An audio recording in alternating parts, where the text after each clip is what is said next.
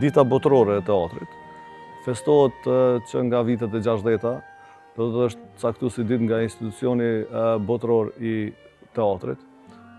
Kjo ditë festohet për të përçuar mesazhin, do të thotë, për teatrin tek publiku. Çdo vit shkruhet një mesazh nga artistë të ndryshëm.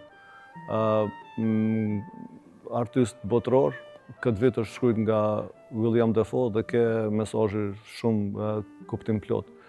Teatri, do të thotë, është një prej formave më të hershme të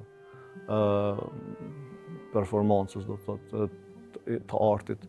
Edhe është një prej formave cila i ka mbijetuar, domethënë, viteve, shekujve dhe vazhdon të mbijetojë në këtë kohë kur është shumë vështirë për shkak të mediumeve të ndryshme, cilët ofrojnë shumë produkte të cilat shihen por harrohen. Teatri mbetet, do të thotë, një shtyllë e krijimtarisë artistike.